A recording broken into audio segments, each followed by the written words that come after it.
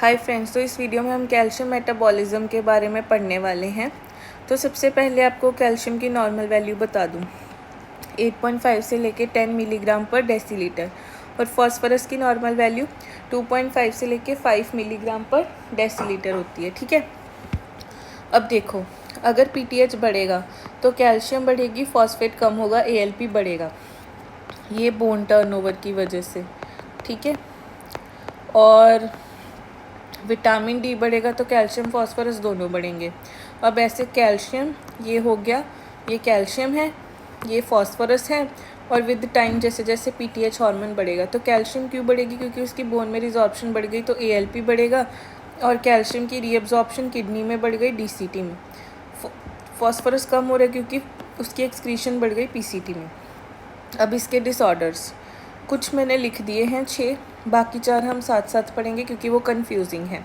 अब सबसे पहले आप देखो, रिकेट्स या ऑस्टियोमलेशिया में क्या होता है, विटामिन डी कम, वो कम होगा तो कैल्शियम और फॉस्फोरस दोनों कम होंगे। कैल्शियम कम होगा तो पीटीएच बढ़ेगा, वो यूरिनरी कैल्शियम डिक्रीज़ कर देगा, और एएलपी तो बढ़ेगा, पीटीएच बढ़ेगा तो।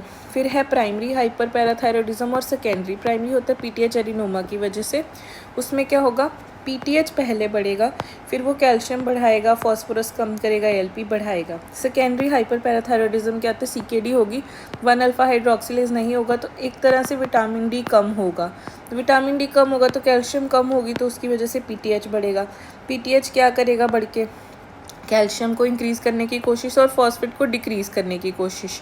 पर प्रॉब्लम क्या है, क्योंकि किडनी ख़राब है तो फॉस्फेट एक्सक्रीट नहीं हो पा रहा, इसलिए फॉस्फेट बढ़ा हुआ है, और एएलपी तो पीटीएच बढ़ाएगा ही। फिर मैलिग्नेंसी में हाइपरकैल्सीमिया होता है, जैसे squamous cell carcinoma of lung, उसमें पीटीएच रिलेटेड पेप्टाइड या रिकॉम्बिनेंट पेप्टाइड आता है। तो वो बस पीटीएच खुद नहीं होता, पर पीटीएच के सारे काम करेगा, जैसे कैल्शियम बढ़ा दी, फॉस्फेट कम कर दिया, एएलपी बढ़ा दिया, बस खुद पीटीएच कम होगा। फिर सार्कोइडोसिस में विटामिन डी रिलीज़ करता है ग्रैन्युलोमा, तो कैल्शियम बढ़ेगी, फॉस्फोरस बढ़ेगा, कैल्शियम ज़्यादा है तो पीटीएच कम होगा, और ये कम थोड़ी होगा, ये तो नॉर्मल होगा ना, मतलब अगर कुछ नहीं है तो एएलपी नॉर्मल। फिर हाइपो पीटीएच में क्या होता है, पीटीएच कम है तो पीटीएच कम है तो कैल्शियम कम है, कैल्शियम कम है और फॉस्फोरस ज़्यादा है, क्योंकि इसका उल्टा एक्शन आ रहा है फिर अब। और ये तो नॉर्मल है, एएलपी कभी कम नहीं होगा, एएलपी नॉर्मल होगा। बस अगर कुछ चीज़ें, कुछ भी हो रहा है उसको बढ़ाने के लिए कुछ नहीं है तो वो बस नॉर्मल होगा। अब 2 चीज़ें आपको याद रखनी है, एक स्यूडो पीटीएच और एक स्यूडो पीटीएच। एक स्यूडो पीटीएच और एक है स्यूडो पीटीएच। ठीक है, अब ये जो स्यूडो पीटीएच है ये है टाइप 1A जो हम पढ़ने वाले हैं।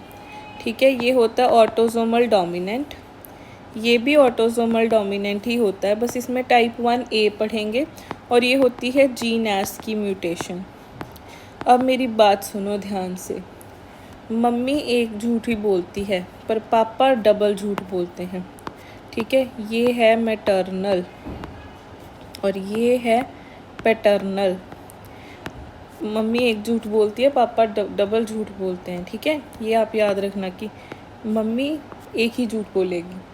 तो ये टाइप 1A जीनस म्यूटेशन, और ये ऑटोसोमल डोमिनेंट, ये भी ऑटोसोमल डोमिनेंट। अभी देखो इसमें क्या होगा, जो जीएस रिसेप्टर है ना उसकी प्रॉब्लम होगी। ठीक है, जीनस म्यूटेशन में। तो इसमें प्रॉब्लम क्या है, अगर एक इसमें देखा जाए कि पीटीएच की ना रेजिस्टेंस आ जाएगी, तो पीटीएच तो बढ़ेगा पर उसका एक्शन नहीं होगा, तो कैल्शियम कम होगी, फॉस्फोरस ज़्यादा होगा, बस ये है। पर अगर 2 लोग झूठ बोल रहे हैं तो सब ठीक ही रहता है ना, ज़िंदगी आसान हो जाती है, सभी झूठे हैं तो, इसलिए ये तो सारा ही नॉर्मल है। दोनों pseudo is okay, 1 pseudo is not okay, resistance. अब उसके बाद आ जाते हैं पेजेट्स डिसीज़ पे। पेजेट्स डिसीज़ होती है एल्डरली में। अब पेजेट्स डिसीज़ में ना कुछ नहीं, सब नॉर्मल है, सिर्फ एएलपी बढ़ेगा, क्योंकि उसमें बोन टर्नओवर बढ़ जाता है, इसीलिए बोन्स थिक हो जाते हैं, ब्रिटल हो जाते हैं, बस बोन टर्नओवर बढ़ेगा इसलिए एएलपी बढ़ेगा।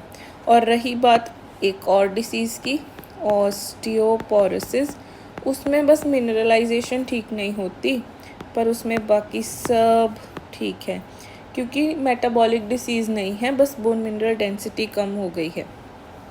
अब मैं आपको कुछ एक्स्ट्रा पॉइंट्स बताऊंगी कि ये जो है ना दोनों, ये मम्मी झूठी पापा झूठे, ये वाली चीज़, इसमें होता है नक्कल नक्कल डिम्पल डिम्पल साइन।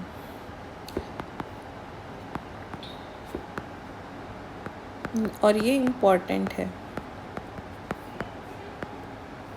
ठीक है। उसमें क्या होगा कि ऐसे दो नक्कल्स दिखेंगे और दो जगह दिखेंगे नहीं, सिर्फ डिम्पल्स दिखेंगे ऐसे फिस्ट पे, ठीक है। और उसके अलावा हमें क्या पता होना चाहिए कि जो कैल्शियम है ना वो compete करती है with H+ to bind to albumin, ठीक है। मतलब कैल्शियम H+ दोनों सेम साइट ऑफ एल्ब्यूमिन पे बाइंड करते हैं, तो इनमें होता है कॉम्पिटिशन। तो एसिडोसिस होगा जब H+ बढ़ेगा तो फ्री कैल्शियम भी बढ़ेगा, ठीक है। तो हाइपर कैल्सीमिया के सिम्टम्स आएंगे, ठीक है ना। और एल्कलोसिस में हाइपोकैल्सीमिया के सिम्टम्स। तो बस यही याद रखना था। अब है, अगर मैग्नीशियम कम होगा तो पीटीएच बढ़ेगा, बट अगर मैग्नीशियम बहुत कम हो जाएगा तो पीटीएच गिव अप कर देगा, ठीक है। अब कैल्शियम के साथ ऐसा नहीं होता, कैल्शियम का तो सच्चा आशिक है ये।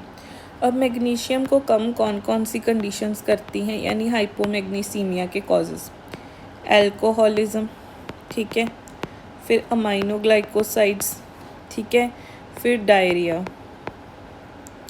अल्कोहलिज्म, डायरिया, अमाइनोग्लाइकोसाइड्स और जिटलमैन और थायाजाइड्स। वैसे भी जिटलमैन सेम ही काम करता है ना उसके साथ, जिटलमैन और थायाजाइड्स। That's it.